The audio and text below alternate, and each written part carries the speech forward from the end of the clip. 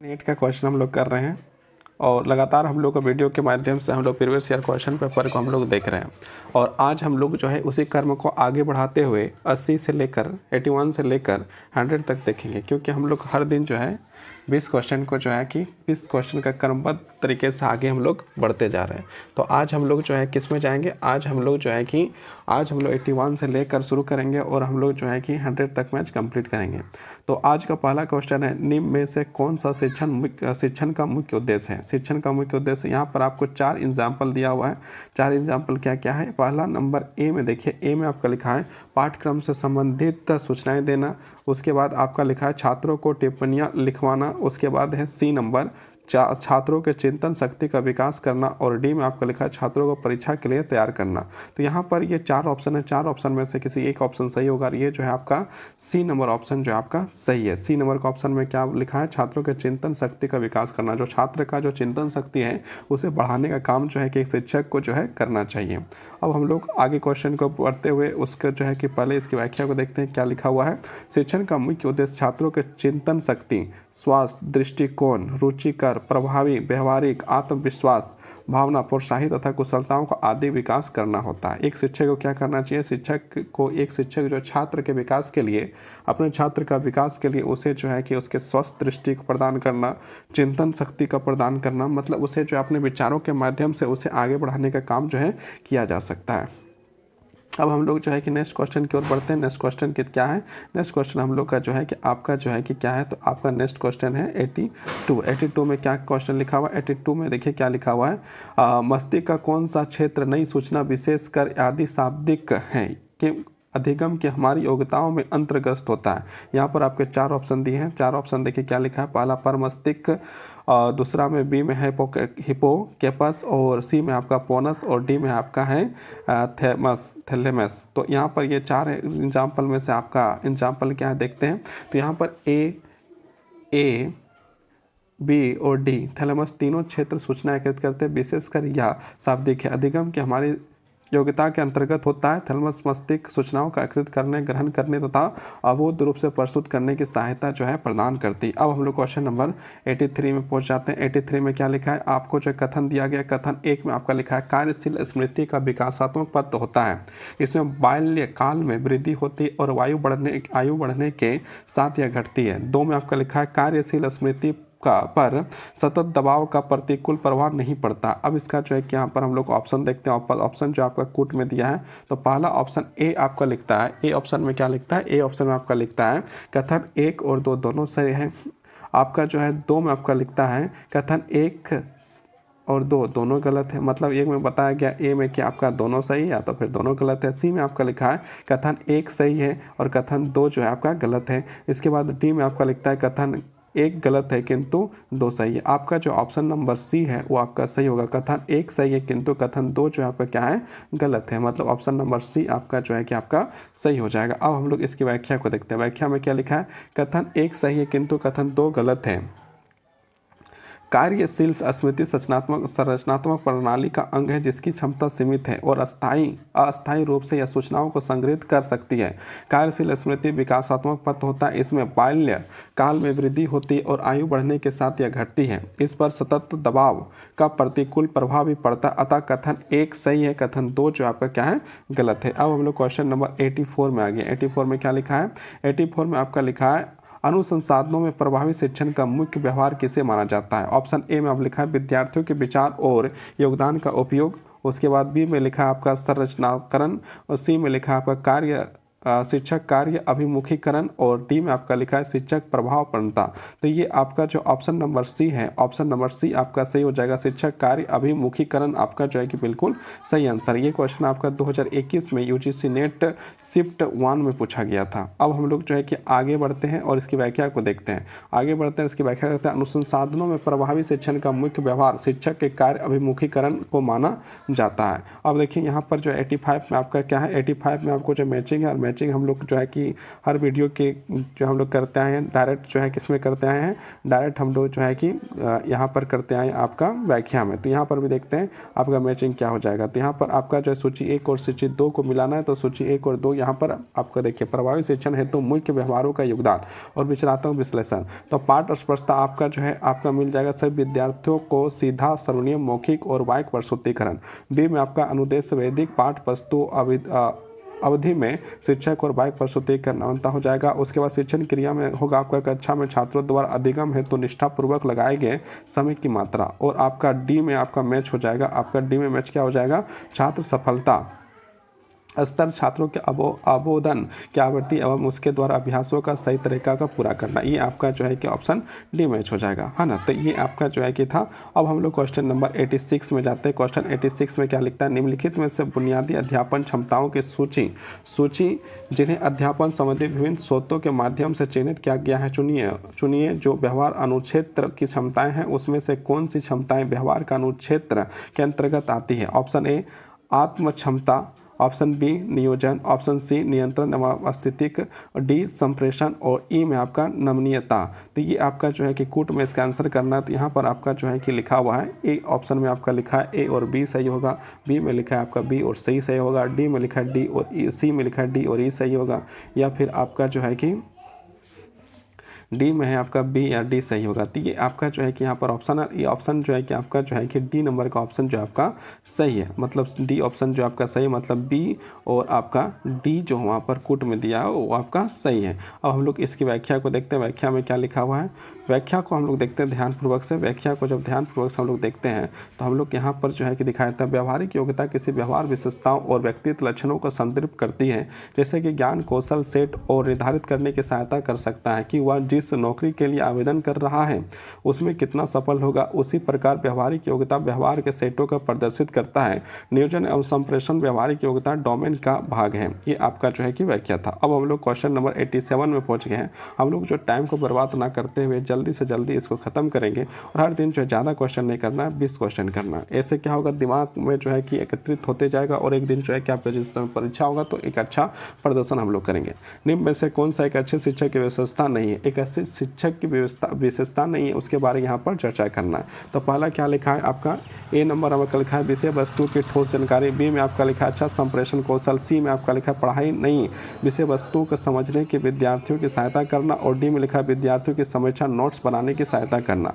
तो ये आपका जो है ऑप्शन नंबर डी जो है आपका सही हो जाएगा कि जो है कि एक अच्छे शिक्षक की विशेषता नहीं है कि विद्यार्थियों का अच्छा नोट्स बनाने में सहायता करना, ये जो एक अच्छा शिक्षक का जो क्वालिटी नहीं हो सकता। इसकी हम लोग व्याख्या को देखते हैं। व्याख्या में क्या लिखा हुआ है, व्याख्या में लिखा है विद्यार्थियों का अच्छा में नोट्स बनाना सहायता करना एक अच्छे शिक्षक की विशेषता नहीं होती है। एक नोट्स बना के तैयार कर देना ये जो एक अच्छा शिक्षक का जो मतलब कि जो एक विशेषता नहीं होता। एक अच्छे शिक्षक की विशेषता इस प्रकार से विषय वस्तु की ठोस जानकारी, मतलब कि एक शिक्षक को चाहिए कि अपने विद्यार्थी को जो विषय वस्तु की जानकारी पूरी तरह से ठोस जानकारी मिले।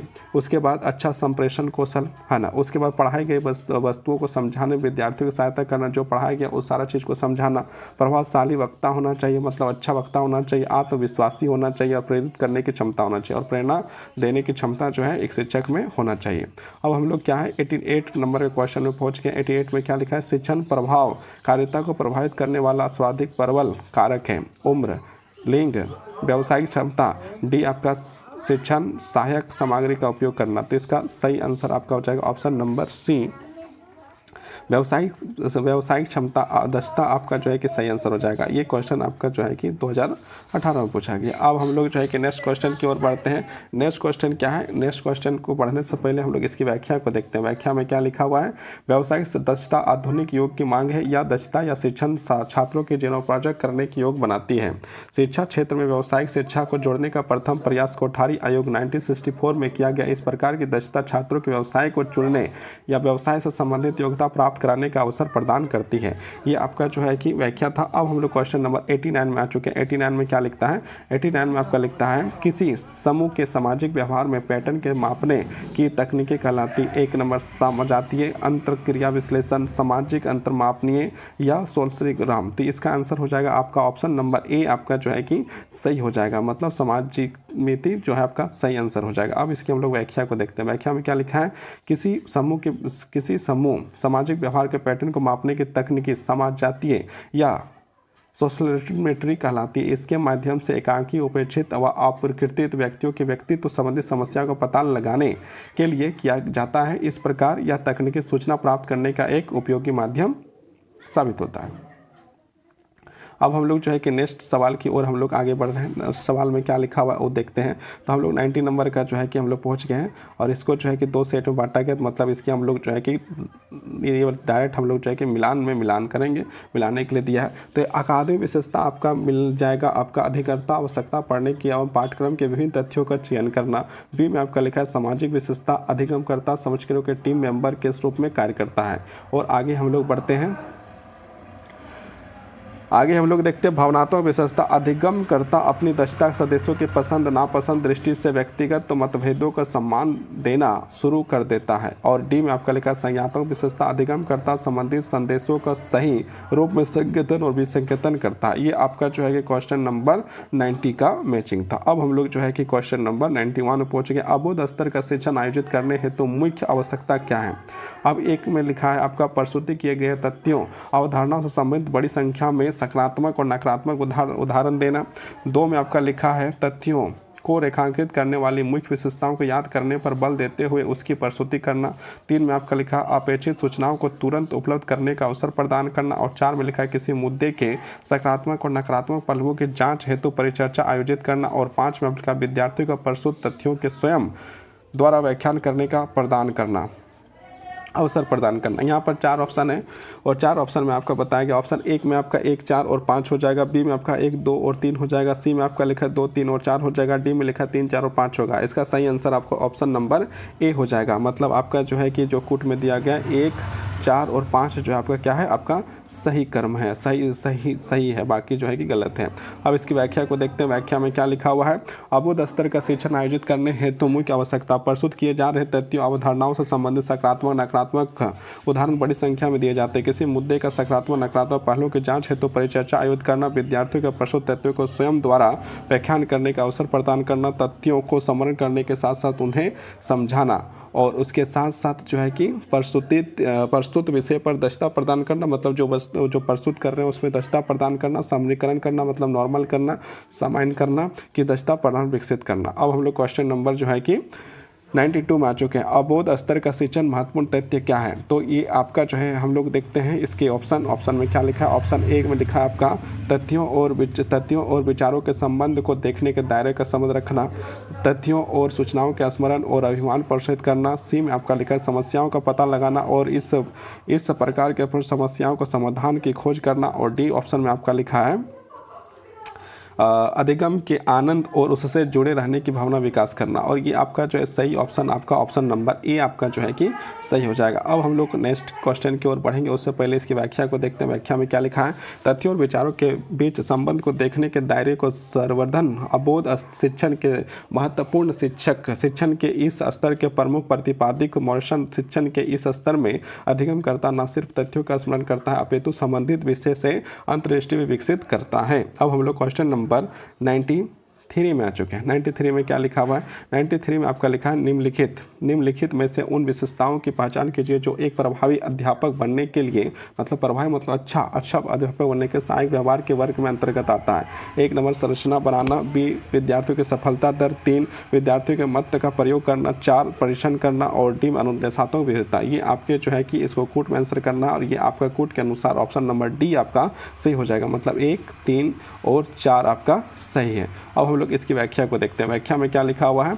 बोरिस के अनुसार बेहतर शिक्षक के लिए 5 मुख्य व्यवहार जो पाठ्यक्रम अनुदेशात्मक विविधता, शिक्षक कार्य, अभिन्यास, अधिगम, प्रक्रिया, व्यवस्था और विद्यार्थियों की सफलता दर है। और इस मुख्य व्यवहार से संबंधित 5 सहायक व्यवहार हैं। विद्यार्थी मत का प्रयोग, संरचना बनाना, प्रश्न पूछना, परिश्रम करना और शिक्षक का प्रभाव। अब हम लोग क्वेश्चन नंबर 94 में आ चुके हैं। शिक्षण की निम्नलिखित क्षमताओं की सूची में से उनकी पहचान कीजिए जो व्यक्तिगत या अभिवृद्धि से संबंधित है। 1 नंबर में लिखा आपका प्रबंधन करना। 2 में लिखा अनुसरण करना। 3 में लिखा नियंत्रण की स्थिति। और 4 में लिखा नियोजन। और 5 में आपका लिखा आत्म प्रवर्तन स्थिति। ये आपका जो है ऑप्शन नंबर डी जो है आपका सही हो जाएगा। मतलब आपका 3 और 5 जो है सही है ना, बाकी जो है आपका गलत है। अब इसकी व्याख्या को देखते हैं। व्याख्या में क्या लिखा है, व्यक्तिगत और अभिवृद्धि में संबंधित शिक्षण की क्षमताएं नियंत्रित अस्तित्व होगा और आत्म प्रभावित होगा। अब हम लोग जो है कि मतलब कि क्वेश्चन नंबर 95 में पहुंच चुके हैं। 95 में लिखा है, निम्नलिखित में से किसके सर्वोदन शिक्षण कार्य प्रशिक्षण और अनुबंधन से भिन्न है। ए नंबर में आपका लिखा अनुशासिक अभ्यास, बी में लिखा आलोचनात्मक चिंतन, सी में लिखा स्थिर साचार्य और डी में लिखा तथ्यों की पूर्णता। और ये आंसर आपका ऑप्शन नंबर बी जो है आपका सही हो जाएगा। अब हम लोग जो है कि नेक्स्ट क्वेश्चन की ओर बढ़ते हैं, उससे पहले इसकी व्याख्या को देखते हैं। आलोचनात्मक चिंतन के फलीभूत शिक्षण कार्य प्रायः प्रशिक्षण एवं अनुबंध से भिन्न होता है। शिक्षण कार्य किसी संप्रदाय निर्माण के लिए मार्ग प्रदर्शित करता है और प्रशिक्षण और अनुबंधन उस संप्रदाय का संचित करता, संगठित करने का कार्य करता है, जिससे एक संप्रदाय और विभिन्न कौशलों का निर्माण होता है। अब हम लोग क्वेश्चन नंबर जो है कि आगे बढ़ेंगे। 96 में जो है कि हम लोग आगे बढ़ते हैं। 96 में क्या लिखा है देखते हैं। नीचे दिए गए प्रत्याशी उपागम निम्नलिखित में से किस प्रकार के शोध पर बल दिया गया है। तो यहाँ पर आपका जो है कि कुट में आंसर करना है। और ए में लिखा है पर्यात्मक विधि, बी में आपका दृश्य घटना शोध, सी में आपका निष्ठात्मक शोध, डी में आपका कार्यशेष शोध और ई में लिखा है क्रियात्मक शोध। और इसका आंसर आपका ऑप्शन नंबर सी जो है सही हो जाएगा। मतलब बी आपका जो सही है, सी आपका सही है और आपका ई जो है आपका सही है। ये आपका जो है क्वेश्चन जो है 2019 यूजीसी नेट में पूछा गया था। अब इसकी व्याख्या को हम लोग देखते हैं। व्याख्या में क्या लिखा है, शोध के पक्ष परिणामी उपागम के अंतर्गत दृश्य घटना शोध, निष्पक्षता शोध, क्रियात्मक शोध पर बल दिया गया है। पक्ष से उपागम सिद्धांतों के वैज्ञानिक सामाजिक विज्ञान होने का प्रयास नहीं करता है, बल्कि वह मामलों की गहराई से विश्लेषण करने की कोशिश करता है ताकि यह तय किया जा सके घटना के पीछे क्या कारण है। अब हम लोग 97 में पहुंच चुके हैं। 97 में क्या लिखा है, 97 में आपका लिखा है निम्नलिखित कथनों में से कौन सा समावेशी शिक्षण की अवधारणा की व्याख्या करता है। एक नंबर शिक्षक नैतिक के प्रतिभावना विद्यार्थियों के अधिगम को सुन करता है। बी में आपका लिखा है शिक्षक कमजोर विद्यार्थियों का अधिगम का सुकर बनाता है। सी नंबर विद्यार्थियों को सिखाने के लिए उनके माता पिता का सहयोग लेता है। डी आपका शिक्षक विभिन्न पृष्ठभूमियों के लिए विद्यार्थियों का एक ही कक्षा के साथ सिखाता है। ये आपका जो है कि ये आपका क्वेश्चन 97 है और 97 में आपका ये 4 ऑप्शन है और इसमें से कोई एक ऑप्शन जो आपका सही हो जाएगा। और ऑप्शन नंबर डी आपका जो है क्या है, आपका बिल्कुल सही है। ऑप्शन नंबर डी आपका जो है कि सही, मतलब शिक्षक जो है कि पृष्ठभूमियों से विद्यार्थियों के जो है शिक्षक विभिन्न पृष्ठभूमियों के विद्यार्थियों को एक ही कक्षा में साथ पढ़ा, जिसको किसी पृष्ठभूमि का विद्यार्थियों एक ही साथ जो है कि सबको पढ़ाने का काम जो है शिक्षक करता है। अब हम लोग इसकी व्याख्या को देखते हैं। व्याख्या में क्या लिखा हुआ है, व्याख्या में लिखा है शिक्षण पद्धतियाँ ऐसी अवधारणा जब शिक्षक विभिन्न पृष्ठभूमियों के बच्चों को एक साथ एक कक्षा में पढ़ाता है व सिखाता है तो उसमें समावेशी शिक्षण की अवधारणा कहते हैं। दूसरे शब्दों में समावेशी शिक्षण का उद्देश्य सभी प्रकार के बच्चों को एक समान अवसर प्रदान करने साथ साथ पूर्ण भागीदारी और समान शिक्षा की प्राप्ति का माहौल का निर्माण करना होता है ताकि उसके अंदर आत्मविश्वास जागृत हो। समावेशी शिक्षण के अंतर्गत शारीरिक व मानसिक रूप से विकलांग बालक, अभिगमन बालक तथा अनुसूचित जाति, अनुसूचित जनजाति, निर्धन पिछड़े वर्ग के बालकों का समावेश होता है। अब हम लोग जो है कि आगे बढ़ते हैं और 98 नंबर क्वेश्चन देखते हैं। 98 में क्या लिखा है, निम्नलिखित में से कौन सा कक्षागत शिक्षण की आवश्यकताओं की प्रदर्शित करता। एक नंबर में आपका लिखा है कक्षा के पूर्ण उपस्थित के माध्यम से। बी में आपका लिखा है कक्षा में अनेक सहायक शिक्षक सामग्री से। और डी सी में लिखा है कक्षा में छात्रों के मौन सुनिश्चित करने के माध्यम से। और आपका डी ऑप्शन में आपका क्या लिखा है, डी में आपका लिखा है कक्षा के छात्रों द्वारा गुणवत्तापूर्ण प्रश्न पूछने के माध्यम से। और यही आपका जो है कि सही आंसर है, मतलब डी नंबर आपका सही। और ये यूजीसी नेट JRF जो बोलिए उसमें जो है आपका जो है कि 2018 और दिसंबर के समय में पूछा गया सवाल है। अब हम लोग जो है कि व्याख्या को देखते हैं। कक्षा का शिक्षण का अर्थ शिक्षक द्वारा कक्षा में शिक्षार्थियों के सीखने के तैयार करना, उनके लिए सीखने के उपयुक्त परिस्थितियों का निर्माण करना और उसके व्यवहार में वांछित परिवर्तन करना है। इसमें शिक्षक और शिक्षार्थी दोनों ही क्रियाशील रहते हैं। और कक्षा में छात्रों द्वारा गुणवत्तापूर्ण प्रश्न पूछना कक्षा शिक्षण की विशेषताओं को प्रदर्शित करता है। इससे स्पष्ट होता है कि कक्षा का शिक्षण प्रभावशाली है। अब हम लोग क्वेश्चन नंबर 99 पहुँच चुके हैं। 99 में आपका क्या लिखा हुआ, 99 का क्वेश्चन हम लोग पढ़ते हैं। 99 में आप लोग लिखा है छात्रों के शैक्षिक निष्पादन में सुधार लाया जा सकता है यदि उसके माँ बाप प्रेरित किया जाता है। ए नंबर अपने बालकों को कार्य निरीक्षण के लिए। बी अतिरिक्त ट्यूशन की व्यवस्था कर। सी इसके बारे में चिंता ना करें, बार बार अध्यापक से साथ अंतक्रिया करके। तो ये ऑप्शन नंबर आपका ए आपका सही हो जाएगा, अपने बालकों को कार्य का निरीक्षण करके। ये यूजीसी नेट 2010 का पूछा गया सवाल है। अब हम लोग इसकी व्याख्या को देखते हैं। छात्रों के शैक्षणिक निष्पादन सुधार लाया जा सकता है यदि उसके माँ बाप को अपने बालकों का निरीक्षण के लिए प्रेरित किया जाता है। यदि शिक्षक कक्षा में कितना भी पढ़ाए, यदि घर में माता पिता अपने बालकों के अधिगम कार्यों का निरीक्षण नहीं करेंगे तो उन्हें पढ़ने के लिए प्रेरित नहीं करेंगे तो बालक का अधिगम कार्य ठीक से नहीं होगा। अब हम लोग आज का लास्ट क्वेश्चन 100 नंबर का पूछ रहे हैं। अध्यापन के सर्वोत्तम प्रणाली क्या है? जो क्या है देखिए, जानकारी प्रदान करना, छात्रों के पुस्तक पढ़ने के लिए कहना, अच्छी संदर्भ में सामग्री का सुझाव देना, और डी में आपका लिखा है चर्चा प्रारंभ करने की पहल करना और उससे भाग लेना। ये तो भागने की बात तो जो है कहीं से भी सही नहीं होगा, लेकिन आपका जो है कि यूजीसी नेट अध्यापन का सर्वोत्तम प्रणाली क्या है? चर्चा प्रारंभ करने की पहल करना और उससे भाग लेना। ये आपका सही आंसर तो नहीं हो सकता है, लेकिन यहाँ पर आपका जो है कि सही आंसर दिखा रहा है यही अध्यापन की सर्वोत्तम प्रणाली, है ना। तो ये आपका जो है कि डाउट है, ये अपने अनुसार से आप लोग अपने समझ के अनुसार से इसका आंसर करें। इसकी व्याख्या यहाँ पर लिखा है, उसको देखते हैं। अध्यापन सर्वोत्तम प्रणाली चर्चा प्रारंभ करने की पहल करना और उससे भाग लेना। अच्छा, भाग लेना है ना। देखिए यहाँ पर भाग लेना का मतलब क्या है? ये आंसर आपका जो है ऑप्शन नंबर डी ही सही है। चर्चा प्रारंभ करना, और जो कोई भी विषय है उसमें चर्चा प्रारंभ करना है, और चर्चा प्रारंभ करने के बाद उसमें उस चीज़ में भाग लेना है, मतलब उसमें आपको भाग लेना है, भाग नहीं जाना है, मतलब उस विषय में आपको भाग लेना है, मतलब उस चर्चा में आपको भी शामिल होना है।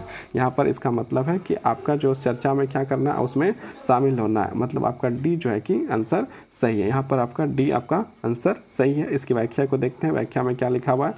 व्याख्या, अध्यापन की सर्वोत्तम प्रणाली चर्चा प्रारंभ करने की पहल करना और उसमें भाग लेना, मतलब उसमें सम्मिलित होना, खुद भी सम्मिलित। चर्चा विधि शिक्षण की एक बहुव्यापी विधि है। जब शिक्षक छात्रों के सहयोग से किसी जटिल समस्या के समाधान पर आदान प्रदान तर्क के माध्यम से पहुंचता है तो इसे चर्चा की विधि कहते हैं। इस विधि के अंतर्गत शिक्षक के पूर्व छात्रों की चर्चा विषय, दिन, समय, अवधि एवं क्लास आदि सुनिश्चित कर देता है। छात्रों के चर्चित विषय के सभी पक्षों को तैयार करके लाने के लिए सूचित करता है। यदि वह आवश्यक समझता है तो उस विषय वस्तु की पृष्ठभूमि, पुस्तकालय की साहित्य सामग्री एवं पुस्तकों आदि भी जानकारी प्रदान करता है। ये आपका जो है कि आपका बिल्कुल सही व्याख्या है। अब हम लोग जो है कि आगे जो है 101 नंबर का क्वेश्चन करेंगे। तब तक के लिए बहुत बहुत धन्यवाद, बहुत बहुत आभार। आप लोग वीडियो को लाइक सब्सक्राइब जरूर करें। धन्यवाद।